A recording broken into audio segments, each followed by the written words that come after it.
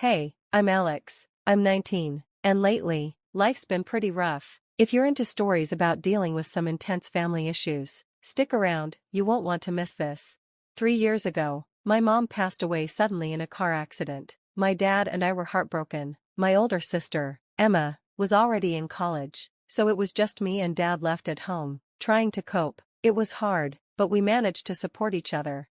Then, about a year ago, Dad started dating a woman named Stephanie. At first, I was okay with it. Dad seemed happy, and Stephanie seemed nice enough.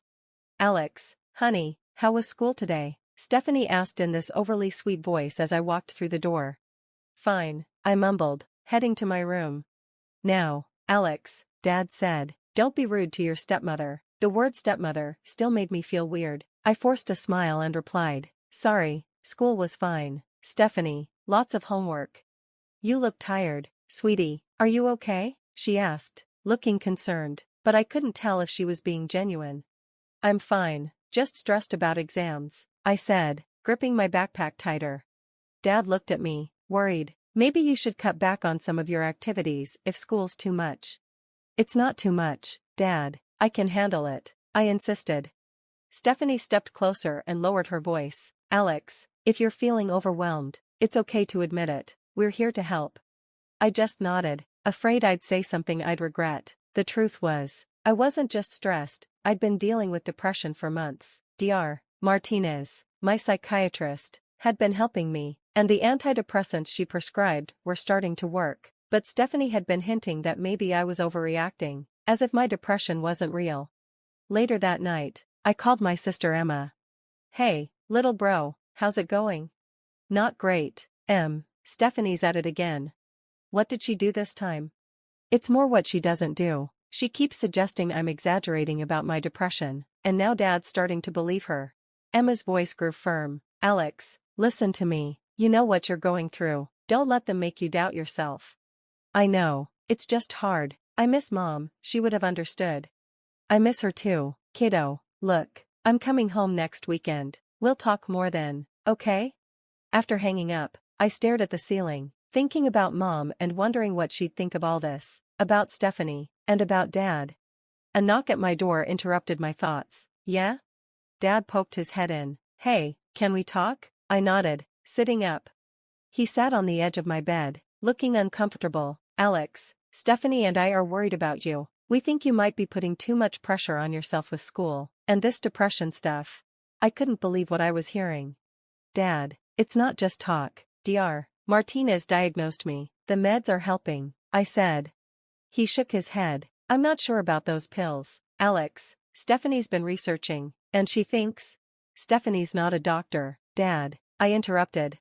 Don't raise your voice at me, young man, Dad warned. We're just trying to help. I took a deep breath, trying to stay calm. I know, Dad, but I need you to trust me on this, and trust Dr. Martinez, too. He sighed, standing up. Just think about what I said, okay? When I came home for summer break, I hoped things would get better, but as soon as I walked through the door, I felt the tension. Welcome home, sweetie, Stephanie said with a sugary sweet tone, but her eyes were cold. We've missed you so much. Thanks, I mumbled, hauling my bags upstairs. That first week back was rough. Stephanie was always there, watching, commenting. You look so tired. Alex, are you sure college isn't too much for you? I'm fine, Stephanie, just readjusting to being home, I'd say, but her questions didn't stop. Every day, she made little comments about how I looked or acted. It was driving me crazy. Then one night, everything came crashing down. I was in the kitchen grabbing a snack when Stephanie cornered me. Alex, we need to talk about your condition. I tensed up. What about it? Well, your father and I have been talking, and we're worried you might be exaggerating your symptoms for attention. I couldn't believe what I was hearing. Exaggerating? Are you kidding me? Now, there's no need to get defensive, she said. We're just concerned. You don't understand anything about what I'm going through, I yelled. Dad walked in, frowning. What's all this shouting about? Stephanie turned to him, tears in her eyes. Oh, honey, I was just trying to talk to Alex about his depression, and he blew up at me. That's not what happened, I shouted. She accused me of faking it. Dad's face turned cold. Alex, that's enough. Stephanie's just trying to help. I stormed off to my room, slamming the door. My head was pounding, so I reached for my meds, only to realize the bottle wasn't there. Panicking, I tore my room apart, but I couldn't find it. I rushed back out. Where are my antidepressants? Stephanie and Dad exchanged a look. Alex, Stephanie said slowly, we got rid of them, for your own good. The room spun. You what? Son, we think it's best if you try to handle this without medication, Dad added. You can't do that, they were prescribed by my doctor. A doctor who clearly doesn't understand what you really need, Stephanie interjected. Dad, please, don't let her do this, but Dad just shook his head. I think Stephanie's right, Alex, you need to learn to cope without pills. The next few days were unbearable without my meds. I barely left my room, couldn't eat, and couldn't sleep. When Emma came home and saw me, she knew something was wrong. Alex, what's going on? She asked, looking alarmed. I broke down and told her everything. Her face darkened as I spoke. We're fixing this, now. She pulled out her phone. While Emma confronted Dad and Stephanie, I slipped out. Jake was waiting in his car around the corner. You okay, man? He asked as I slumped into the passenger seat. Not really, but I will be. Jake drove me straight to Dr. Martinez's office. When she heard what happened, she was furious. This is completely unacceptable, she fumed, writing out an emergency prescription. What they've done is dangerous and illegal. As we left the pharmacy, my phone buzzed. It was an unknown number. Hello? Alex, it's your Uncle Robert. I hadn't heard from him in years. Uncle Rob, what's up? I've been trying to reach your dad, but he's not answering. Is everything okay there? I hesitated. Not really, Uncle Rob. Things are pretty messed up. He paused. Tell me everything, kid. As I talked, I felt a small glimmer of hope. Maybe, just maybe, things could change. After all that happened, I couldn't stay at home. Jake's family took me in without asking questions. You can stay as long as you need, Alex, Jake's mom said, giving my shoulder a squeeze. Meanwhile, Emma was determined. We're going to expose Stephanie for the snake she is, she declared, pacing around Jake's living room. But how? I asked, feeling hopeless. Jake grinned. We start digging. Everyone's got skeletons in their closet. We spent days searching social media, making calls, following every lead. Uncle Robert was a lifesaver, using his skills as a private investigator. I've got contacts who can help, he said over the phone. This woman's got a past, all right. During all this, I kept seeing Dr. Martinez. She was helping me learn to manage my emotions without meds until we could sort out my prescription. Deep breaths. Alex, she reminded me, you're stronger than you know. Weeks passed, then Uncle Robert called with a bombshell. Kid, you better sit down for this. Stephanie wasn't just manipulative, Uncle Robert said seriously. She's a con artist. 3 previous marriages, all ending in divorce after she drained their bank accounts. There are even reports of child neglect from her second marriage. I stared in shock at the documents Uncle Robert had sent. Wow. Emma was furious. We've got her. Dad has to believe this.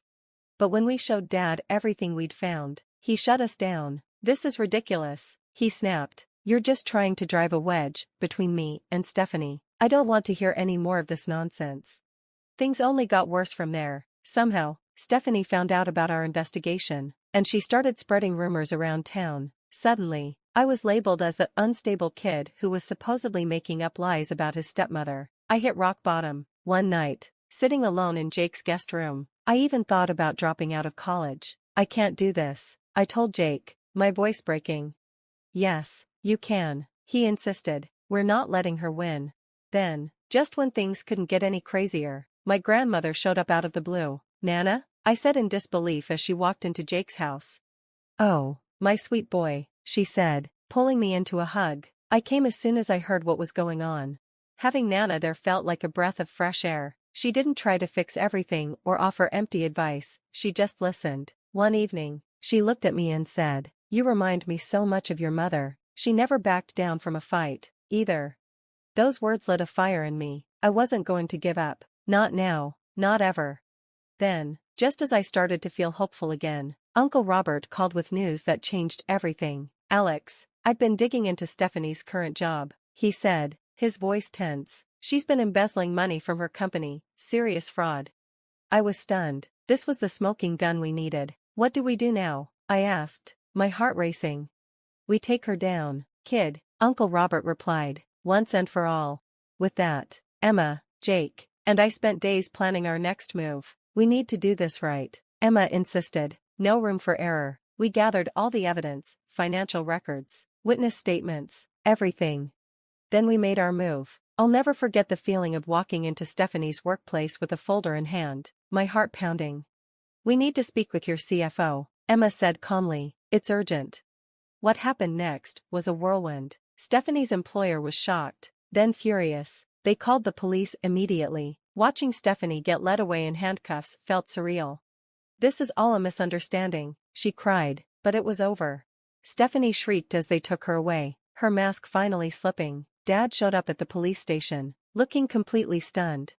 Alex, what's going on? They're saying. Stephanie. It's all true, Dad, I replied, feeling strangely calm. Everything we tried to tell you. The look on his face when he realized how wrong he'd been, I'll never forget it.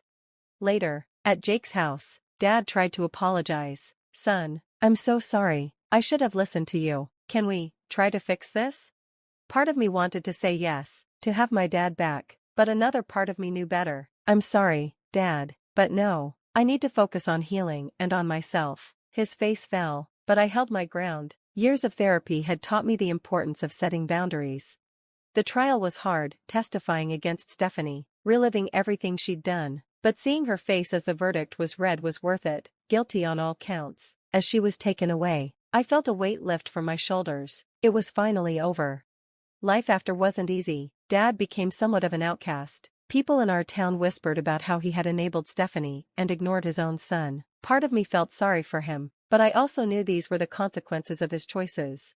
Returning to college was strange. In a small town, news spreads fast. People knew bits and pieces of what had happened, but I kept my head up, focusing on my studies and my mental health. Dr. Martinez was proud. You've shown incredible resilience, Alex, she said during a session. For the first time in a long time, I felt genuinely proud of myself too. Question for you, if you were in my position, would you forgive a parent for choosing someone toxic over you and doubting your struggles? Or do you think keeping strong boundaries is the healthier choice? Share your thoughts below. Your experiences might help others going through similar situations. If you found this story meaningful, consider giving it a like. It helps get stories about overcoming toxic relationships and mental health struggles out there. And if you want to hear more, hit subscribe. Together, we can break the silence around family betrayal and mental health challenges. Remember, your mental health is important, and you deserve support. Thanks for being part of this community.